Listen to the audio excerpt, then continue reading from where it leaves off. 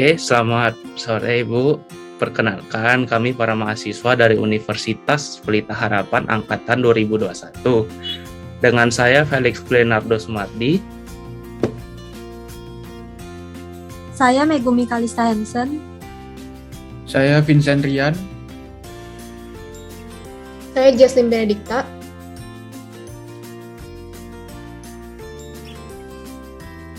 Saya Kevin Adrian.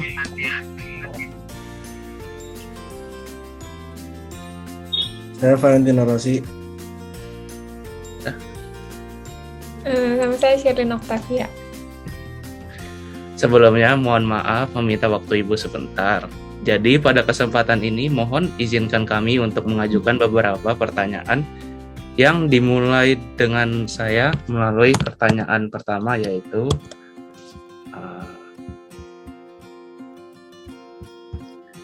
menurut Ibu, apakah pelaksanaan Pancasila sebagai dasar etika politik di Indonesia telah dilaksanakan dengan baik?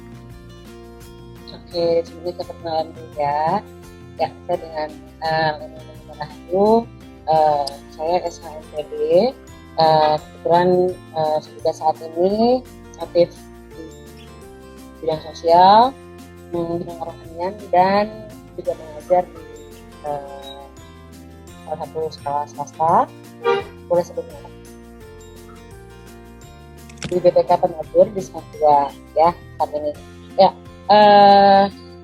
tadi pertanyaannya adalah bagaimana penerapan, mohon maaf Felix, penerapannya sudah sesuai dengan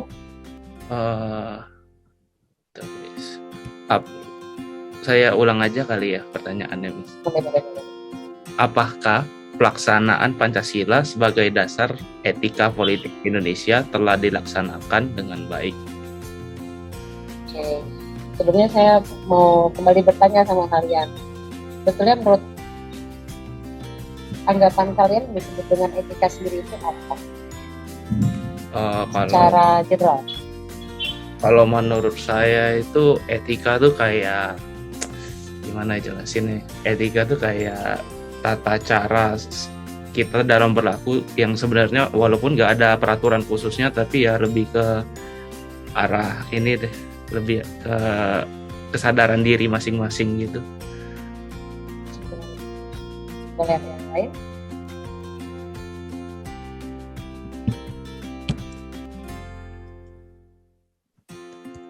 Bisa mungkin? Kalau menurut saya etika itu kayak yang buat mengatur hidup seseorang, kayak aturan-aturan gitu. Pertanyaan selanjutnya, sebelum saya jawab ya, pertanyaan selanjutnya saya akan lemparkan ke Valentino Rossi. Kira-kira menurut Valen, etika ini tuh diperoleh seseorang itu dari mana?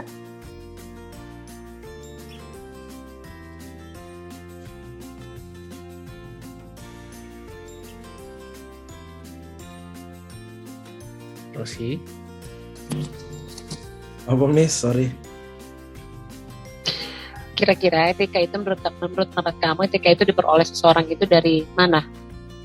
Atau etika itu terbentuk tuh dari mana gitu awalnya?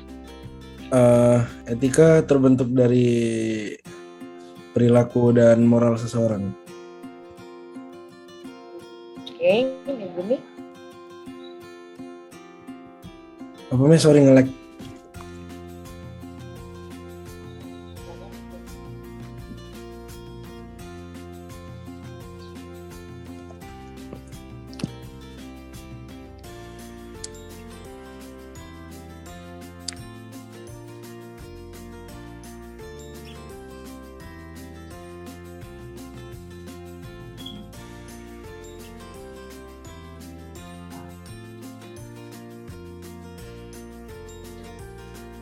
Kayak gini. Oh, kalau menurut saya dari diri masing-masing sih, dari perilaku sendiri gitu. Oke.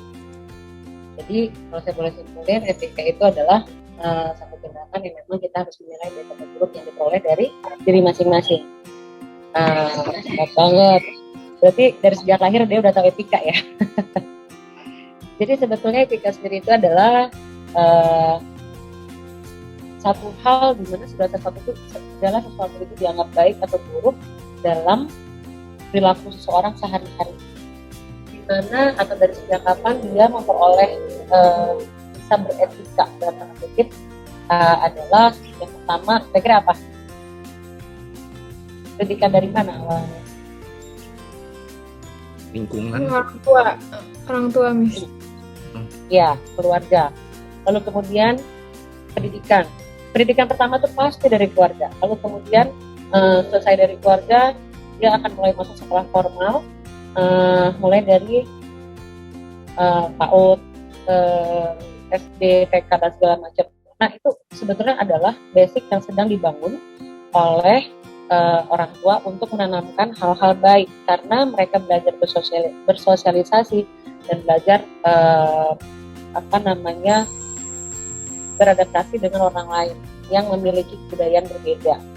Nah, sama seperti tadi dari Jambi, dari Pati, dari Pekanbaru ya, Alex ya, lalu kemudian dari Jakarta, Bandung. Ini semua orang-orang yang memiliki latar belakang kebudayaan aja beda-beda. Balik kenapa pertanyaannya tadi, kenapa saya harus mundur dulu tarik ke belakang? Karena kita harus tahu dulu basicnya. Kenapa etika, apakah etika kita dalam berpolitik ini sudah sesuai dengan Pancasila? Nah, pertanyaan saya kembali adalah di dalam Pancasila sendiri kan ada 5 sila ya. Nah, saya simpulin bahwa pertama itu adalah kita bicara tentang nilai ketuhanan, kita tahu semua. Ketuhanan bicara tentang apa sih? Pasti di dalamnya diajarin etika-etika bagaimana kita berkeyakinan dan bagaimana kita mempraktekkan keyakinan kita di sekitar kita yang nggak sama mungkin keyakinannya dengan kita. Lalu kemudian kemanusiaan, bicara kemanusiaan itu bicara tentang bagaimana kita bersosialisasi. Kalau di sila kedua itu kemanusiaan itu bicara tentang pribadinya. Pribadi itu katakan bagaimana sila kedua kan kemanusiaan yang adil dan beradab. Adab itu adalah apa ya? Adab itu tuh orang itu beradab, orang itu memiliki bisa beretika, betul. Jadi kalau di sila kedua itu bicara tentang bagaimana kita bersikap sebagai manusia. Apakah kita sudah adil terhadap diri kita sendiri atau terhadap orang lain? Yang ketiga bicara tentang persatuan. Lalu yang keempat bicara tentang rakyatan. Rakyatan di sini bicara lebih kepada demokrasi. Jadi bicara kepada politiknya.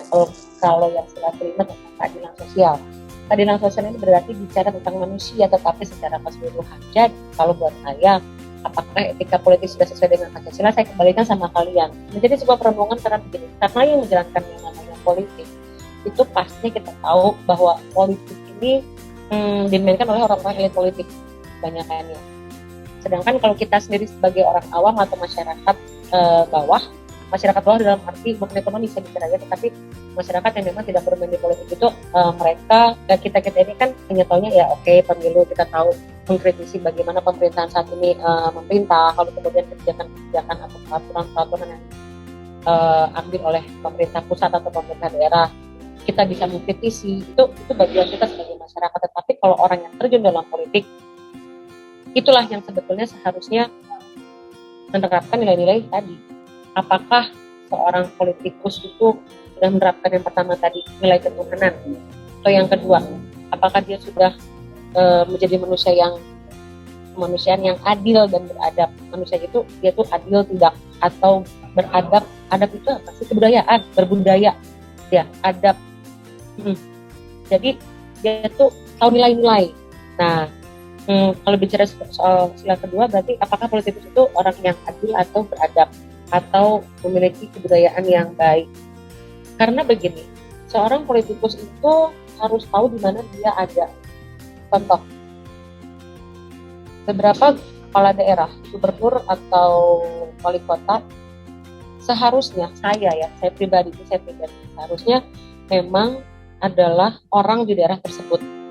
Jadi bukan berarti orang Jawa, ayo dilempar-lempar sana semua, ayo partai Golkar ngirim perwakilan partainya untuk jadi gubernur ke Medan, padahal dia orang Jawa. Itu buat saya bukan salah, tetapi alangkah baiknya kalau orang yang memerintah atau orang kepala daerah itu adalah orang yang memang asli daerah itu. Kenapa?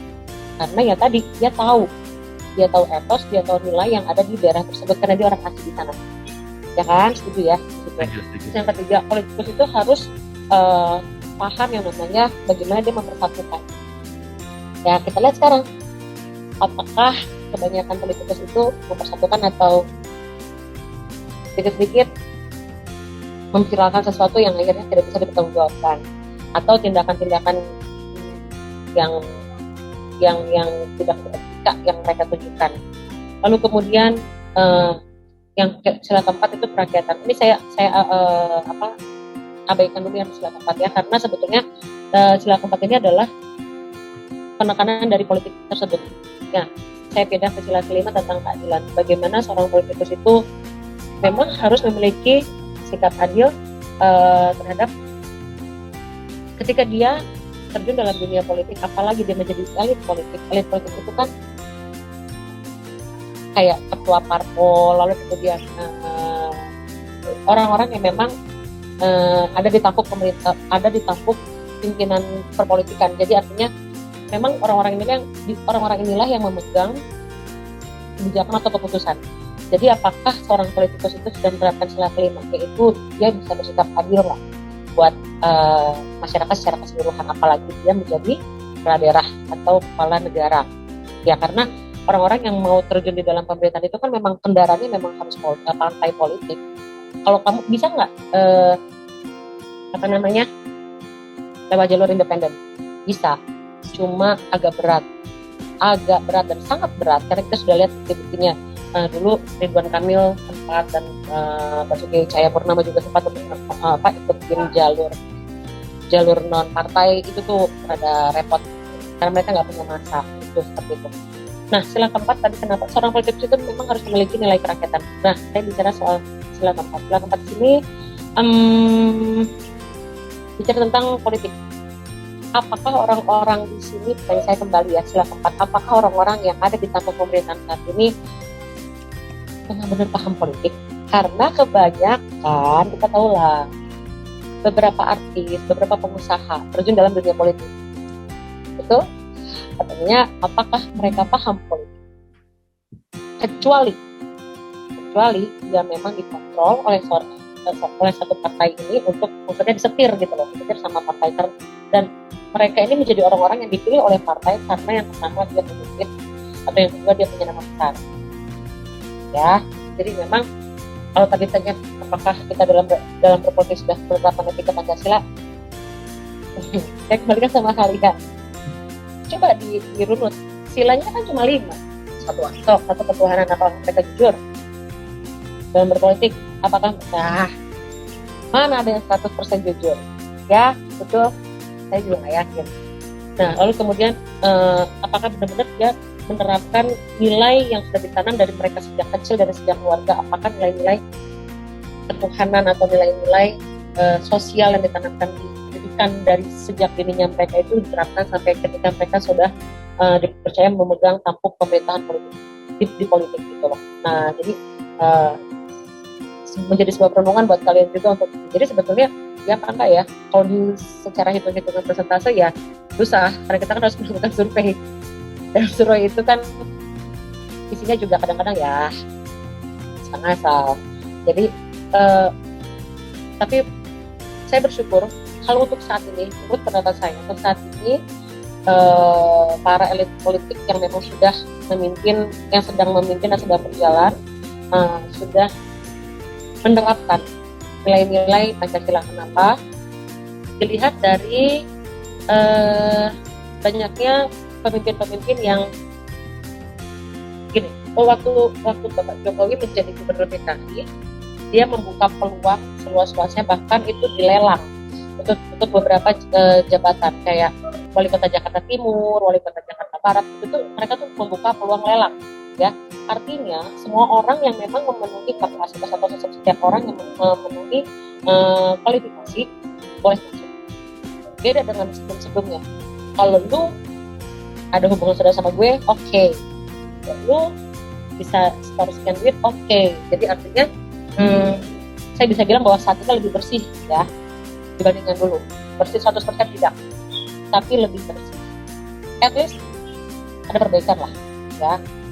Jadi memang kalau dulu etika politik sampai saat ini masih dibenahi, kerja keras dan PR besar buat pemerintah saat ini untuk membenahi penerapan dasar negara kita dalam setiap aspek kehidupan bernegara, terutama di bidang politik.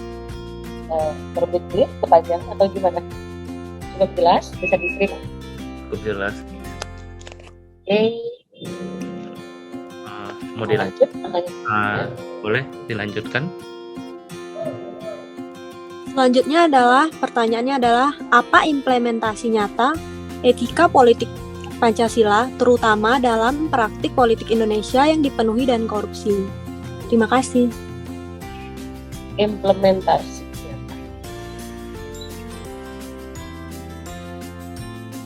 Oke. Saya bisa bilang implementasi nyatanya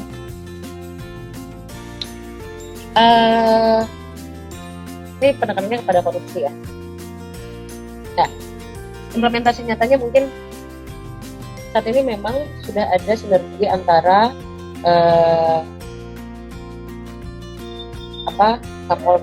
Polri, kemudian juga Mendagri, kemudian seluruh stakeholder yang ada dalam pemerintahan, Indonesian Corruption Watch, lalu kemudian LSM yang memang menyoroti tentang tindak tanduk perilaku elit politik itu sudah punya akses dan sudah diperbolehkan untuk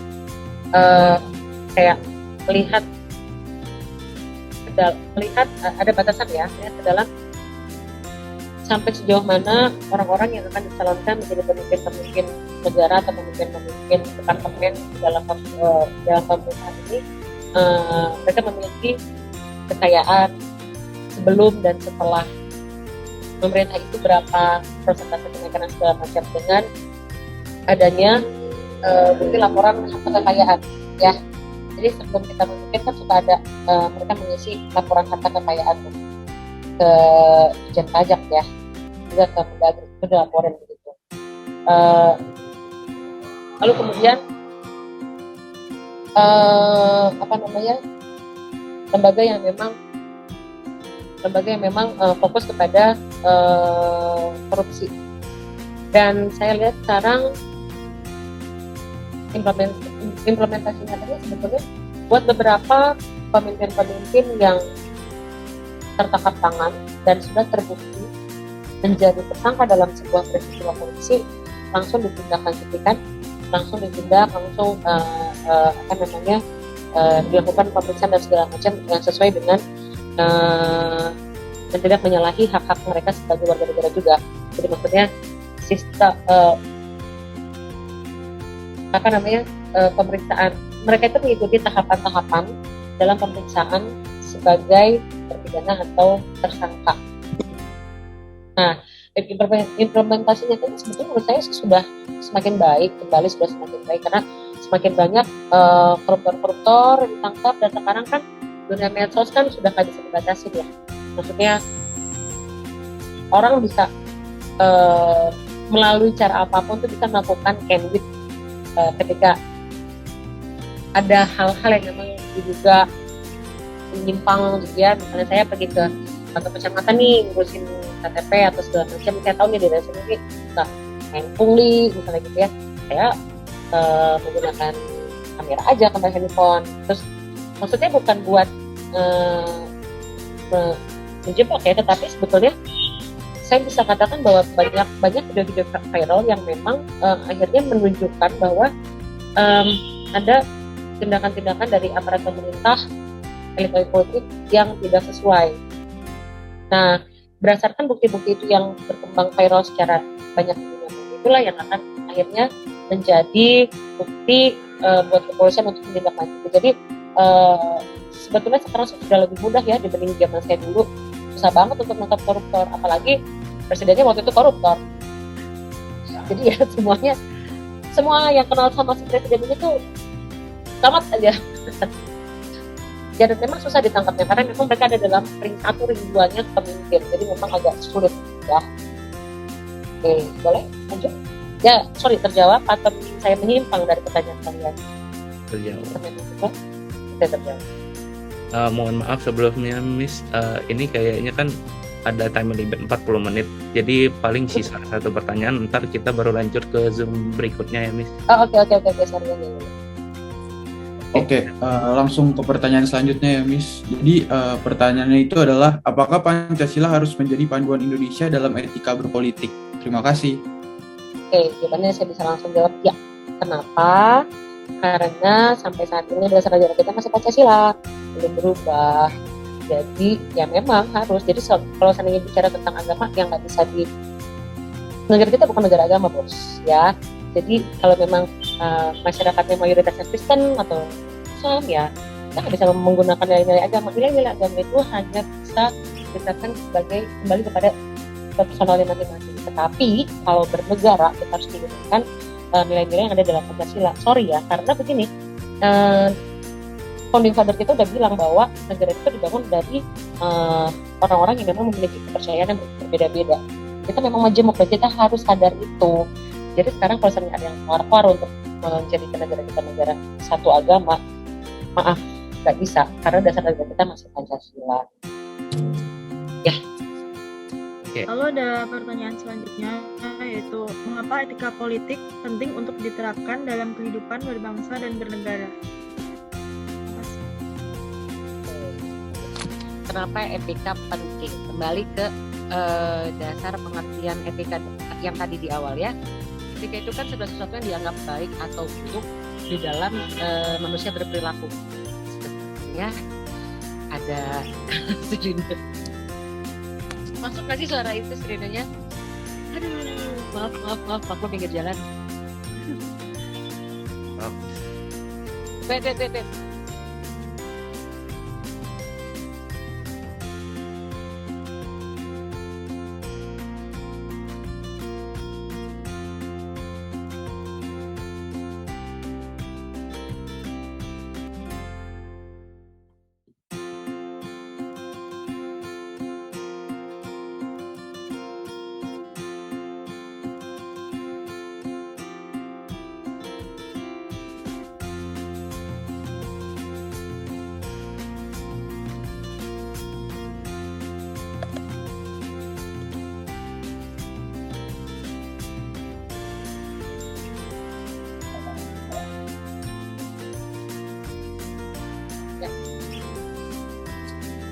Kenapa etika perlu ya? Ya perlu lah, karena ya tadi kalau misalnya kita tidak dapat beretika dalam politik, yang terjadi adalah gontok-gontokan gitu loh. Terus yang satu ngelaporin yang ini ngelaporin, jadi bolak-balik laporin. Kita udah lihat lah semuanya. Nih kasus yang terbaru aja ya. Saya kan memang papa saya kan Dayak juga ya. Ya saya agak sedikit agak tersungging ya gara-gara kasus yang kemarin tuh. Nah. Jadi kita tahu semua lah si Bapak A ini Bapak E ini sebetulnya mungkin asal jeblak aja ngomong tuh kan. Bapak sampai ke bahasa begini ya. Bapak. Udah terlalu formal ya. Nah, jadi dia asal jeblak kan ngomong katanya tempat itu tuh tempat tanah leluhur saya tuh tempat jin buang anak katanya gitu. Waduh, masa jin cantik begini kan? Nah, maksud saya mungkin dia ngomong tuh tanpa sadar, ya. Mungkin dia tuh ngomong ya biasalah lagi kerja lagi.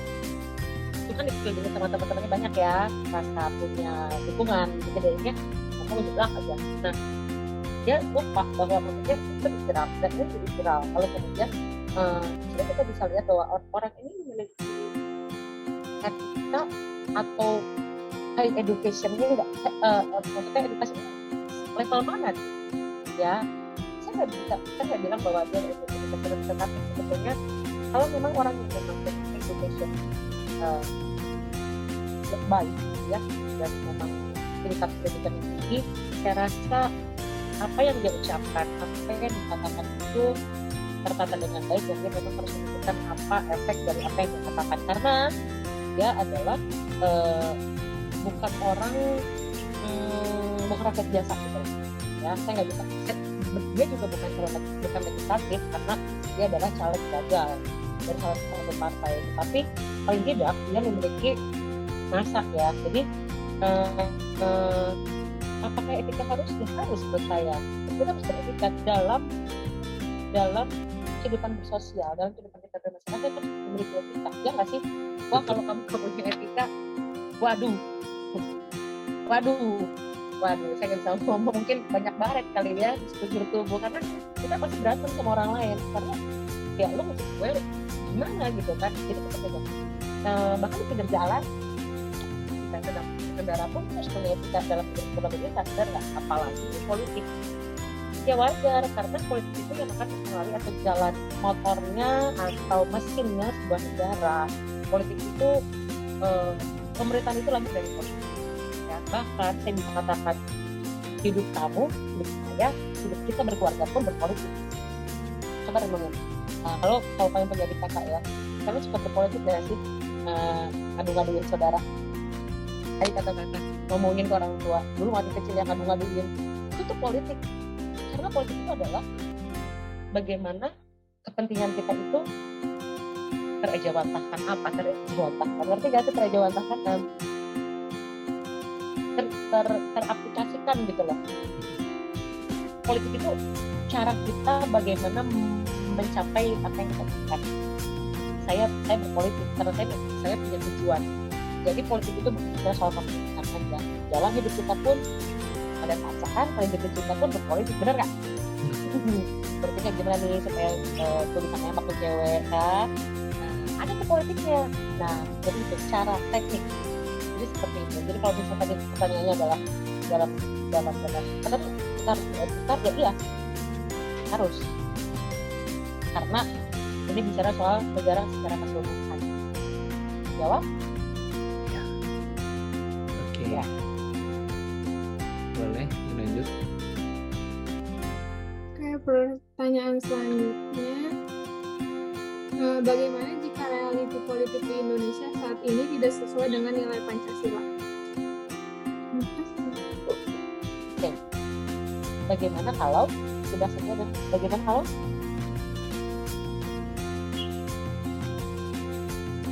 bagaimana jika apa tadi? Realiti politik di Indonesia saat ini tidak sesuai dengan nilai Pancasila. Gimana kualitasnya nggak sesuai dengan Pancasila? Gaduh. Negara kita jadi ribut. Dan kemajuan terbukti. Ya tadi soal leluhur saya, ya jadi ribut kan. Itu politik yang masih, maksudnya bukan politik yang mempengaruhi pemerintahan ya, tetapi ini lebih kepada perpecahan antara suku. Lalu kemudian yang kemarin tuh ada juga salah satu anggota DPR yang nyinggung masyarakat Sunda. Nah ini nih hal-hal yang kayak gini nih yang jadi polemik. Sebetulnya ini cuma riaknya kecil.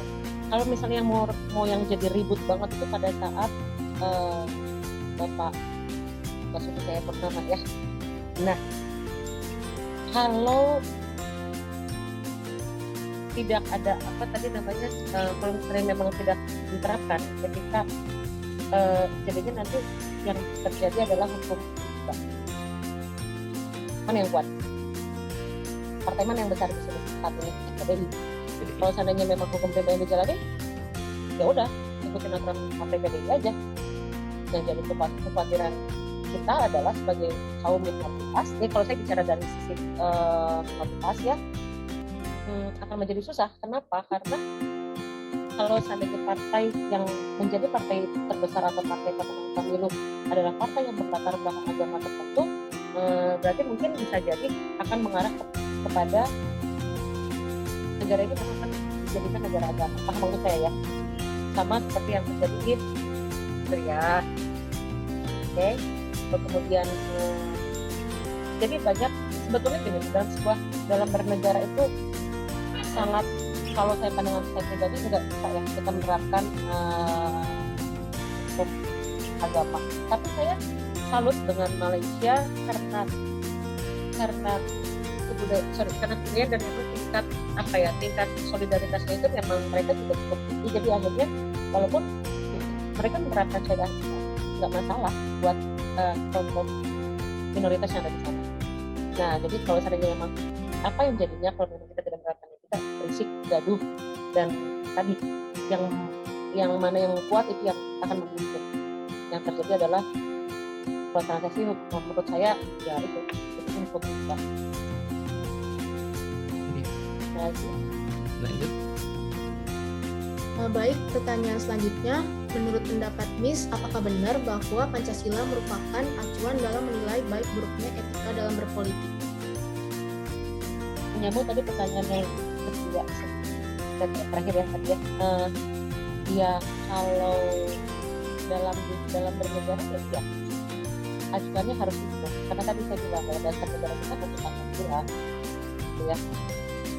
Dan memang hukum nasional Indonesia ini kan terdiri dari hukum material sama hukum material. Hukum material itu apa ya? Hukum adat. Kemudian hukum material itu adalah hukum yang memang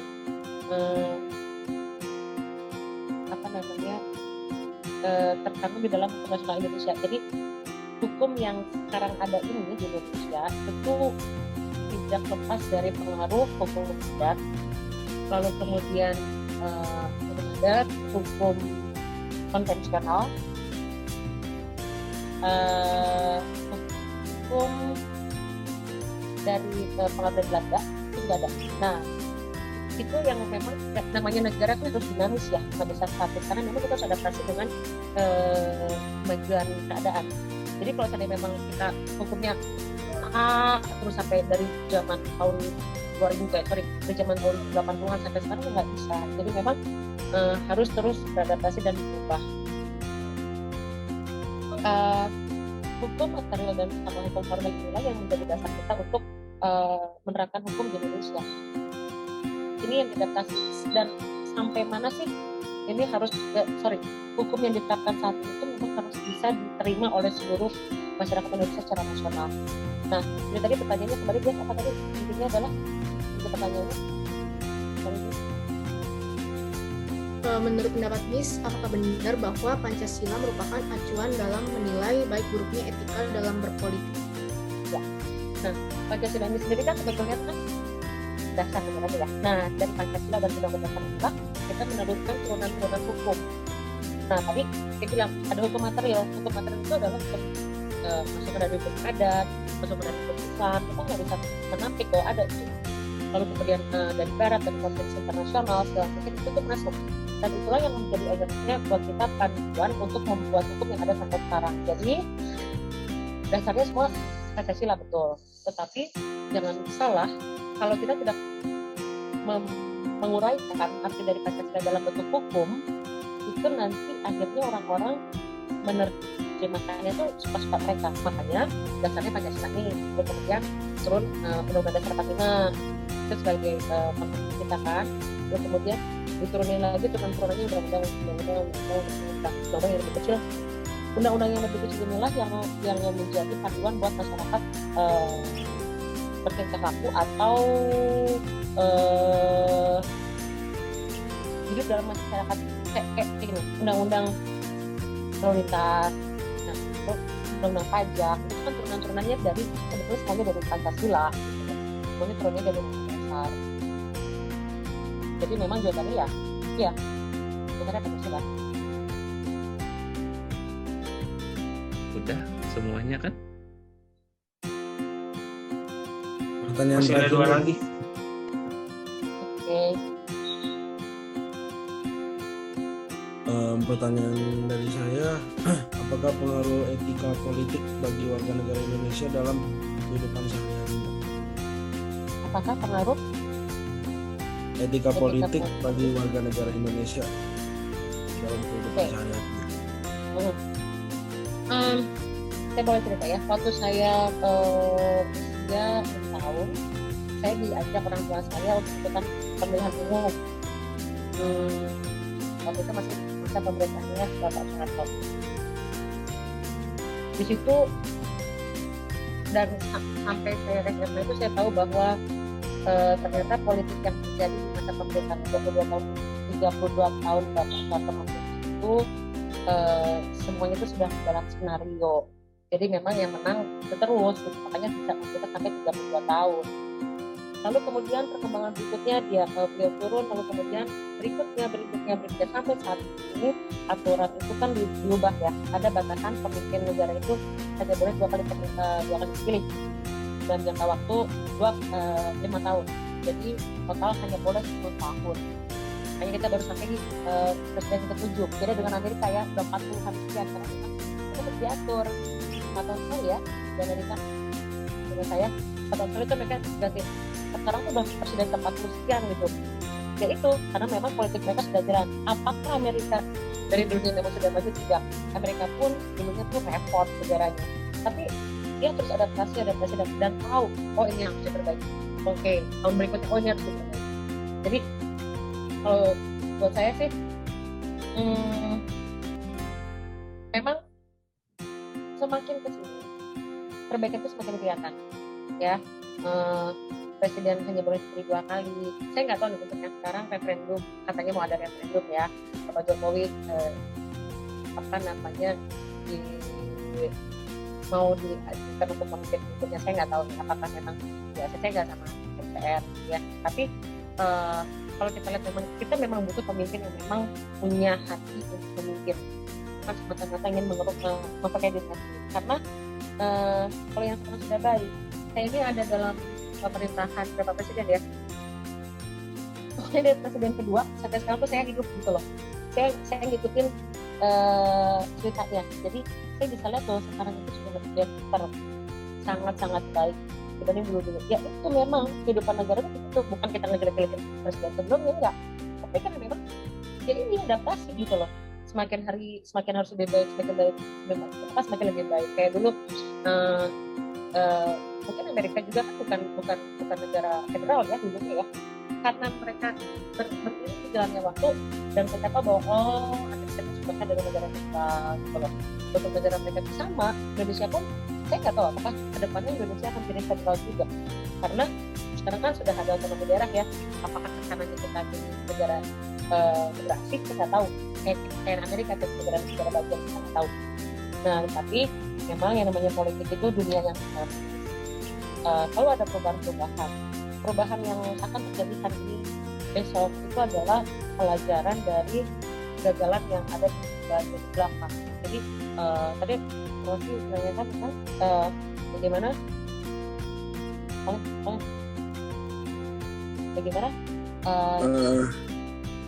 etika politik yang ini Miss, kehidupan sehari-hari warga negara Indonesia.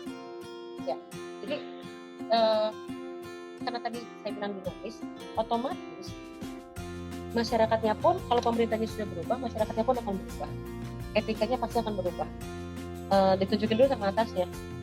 Jadi kayak misalnya kalau kemarin itu kan nyoblos surat suara wah dari dulu itu sampai kemarin pun masih pada tas suara. Tapi kalau di negara di mana suami saya sana tinggal, yaitu sudah menggunakan pakai chip. Jadi maksudnya kayak pen gitu. Jadi mereka sudah menggunakan mesin. Nah, mungkin kita juga orangnya akan kenal. Etikanya jadi kan akan lebih jelas. Maksudnya gini, tidak akan mungkin terjadi yang namanya double surat suara. Misalnya gini, di kelurahan tempat saya tinggal, kelurahan Aceh Cinta misalnya, waktunya cuma 100. Tiba-tiba pas dihitung surat suara cuma ada 120 karena memang kecurangannya susah ditindak. Tapi kalau misalnya kita menggunakan pemilihan dengan menggunakan teknik surat suara, kartu suara chip yang memang kita harus masuk dalam sebuah mesin ATM, lalu kemudian kita memilih presiden segala macam, itu bukan dengan makanya sekarang sudah akan data penduduk Indonesia kita terintegrasi ya. Nah mungkin sudah tidak akan mungkin lagi kecil kemungkinan untuk ada double ID yang akan bisa memilih presiden di next periode. Nah itu etika politik yang bisa saya bilang adalah kalau memang pemerintahnya menunjukkan keberhasilan atau perbaikan, menurut saya akan menjadi sebuah harapan yang baru bagi masyarakat untuk juga masyarakat nanti pasti akan beretika politik dengan baik. Intinya satu, pemerintah kasih contoh aja. anggota DPR jangan babuk-babukan lagi tuh, ya, jangan hajar-hajaran lagi tuh di ruang sidang. Ya kalau misalnya gitu nggak aneh kalau masyarakatnya juga nyontoh gitu. Nah jadi memang contohnya tuh memang harus itu, blueprintnya memang harus dipakai. Ada tanggahan yang jelas, nggak ngerti. Udah sangat Ya, yang terakhir Miss dari saya, Oke, ya. apa saja nilai yang menjadi acuan dari etika politik bangsa di dalam Pancasila? Nggak jauh-jauh, balik lagi 5 tadi. Satu, Tuhan. Nah, Tuhan siapa? Tuhan kamu itu, Tuhan yang kamu yakini itu yang memberikan ajaran-ajaran yang seperti apa? Ya, karena kalau urusannya sama Tuhan itu urusan pribadi, kita nggak bisa musik. Dan itu memang keyakinan. Tetapi contohnya misalnya kan saya kan Kristen ya, jadi di Kristen itu kan ada yang namanya Kristen Advent ya. Kristen Advent, kemudian Saksi Yehova, itu apakah Kristen atau tidak sebelum nggak tahu. Tetapi kalau misalnya memang kita berbeda keyakinan, kalau saya mengutip kutipan dari Gus, Pak siapa tuh? Nanti kalian cari tahu aja, dia bilang begini, kalau kamu nggak bisa menjadi saudaramu dalam kalau kamu tidak bisa menjadi saudara dalam keimanan kamu, jadilah saudara di dalam kemanusiaan. Paham ya? Kalau memang orang lain berbeda keyakinan sama kamu, ya udah nggak usah jadi permasalahan. Kita bersaudara aja sebagai layaknya manusia gitu. Abaikan itu yang namanya lu Kristen, lu Islam gitu. Gua Kristen, lu Islam, atau lu Konghucu. Hey, abaikan, karena yang kita sedang hadapi adalah manusia.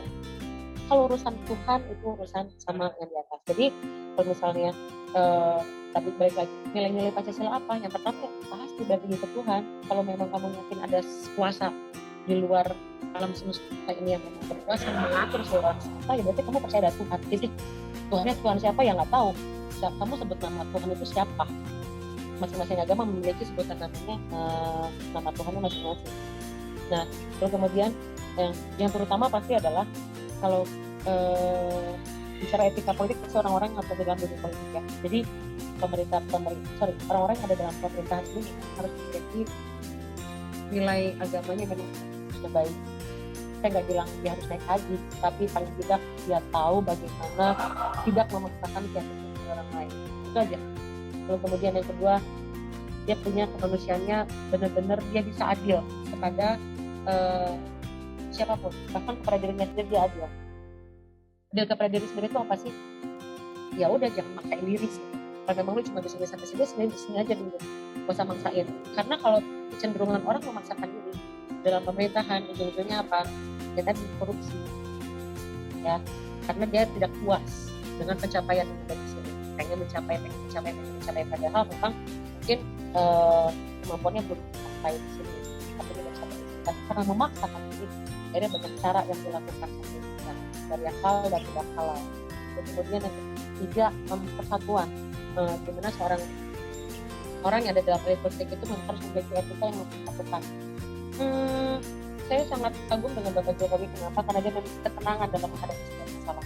Karena dalam menghadapi sebuah masalah diperlukan ketenangan yang benar-benar. Saya perlu bilang begitu karena ini ngurus negara, bos, 270 juta masyarakat kurang lebih ya. Kalau nggak tenang, waduh. Karena yang dipikirin sama presiden yang sekarang dan pemerintahan itu adalah bagaimana menelurkan atau menciptakan, mengambil sebuah keputusan yang bisa diterima seluruh masyarakat tanpa ada yang keberatan. Walaupun kita nggak bisa menyenangkan semua orang, pemerintah juga nggak bisa menyenangkan semua orang, tetapi paling tidak harus ada acuan di mana aturan yang dibuat oleh pemerintah sekarang itu harus bisa mempersatukan. Itu selain yang ketiga. Yang sila keempat, dia memang harus bisa merakyat, ya, merakyat dalam artian kalau memang dulu dari politik yang namanya pemimpin itu harus melayani, bukan dilayani. Ya kalau kita lihat sekarang masih ada aja pemimpin-pemimpin yang merasa bosi dan mereka merasa bahwa gue pemimpin, gue harus melayani sama rakyatnya. Emangnya ini negara monarki, bos? Ya bukan kan? Nah makanya emang kalau negara saat ini yang namanya pemimpin itu memang harus melayani, ya, Saya suka sekali dengan bagaimana Bapak Jokowi dari sejak dia menjadi wali kota, gubernur, sampai sekarang presiden, dia tetap melayani masyarakat walaupun dengan keterbatasan ya, karena memang keamanan beliau ya yang terutama. Jadi memang sudah mulai agak terbatas ruang gerak beliau sejak jadi presiden. Tetapi kalau kita lihat dari sepak terjang beliau dari sejak beliau wali kota, beliau luar biasa sekali, merakyat sekali. Makanya kenapa dia dipercaya untuk periode kedua. Dan yang terakhir, keadilan sosial. Bagaimana kebijakan pemerintah juga, terutama ini di bidang pajak ya. Bagaimana ketentuan besaran pajak kepada orang-orang yang memang usaha kecil, usaha menengah, usaha yang tidak kakap, itu ada kelas-kelas. Dan bagaimana penetapan pajak itu memang harus disesuaikan dengan yang namanya penghasilan masyarakat atau APBD, pendapatan dari daerah tersebut. Jadi ini kebijakan keadilan bagi masyarakat, keadilan sosial bagi masyarakat itu tadi penerapan pajak, besaran pajak itu harus disesuaikan dengan besaran masukan kepada negara. Nah, ini hal-hal ini memang harus diluar. Aduh, kalau ngurus negara ribet dah. Ya, ngurus rumah tangga aja ribet ya, apalagi rumah tangga negara 270 juta hampir yang harus diurus. Nah, ya itu tadi nilai-nilai etikanya apa betul itu nilai Pancasila saja. Sorry, karena memang di kelas kalian kalau misalnya kalian sudah onsite kan ada Pancasila kan, ya itu memang dasar negara kita seperti itu, bukan salib, bukan bilang bintang, bukan lambang-lambang yang lain ya, karena kita bicaranya aspek bernegara, bukan hidup individu. Sip. Oke. Mungkin udah semuanya. Ya, Jelas, Bu. cukup jelas. Hah? Cukup Jelas. Terima kasih banyak Miss atas waktunya. Sama-sama. Oke, jika ada salah kata kami mohon maaf sebesar-besarnya.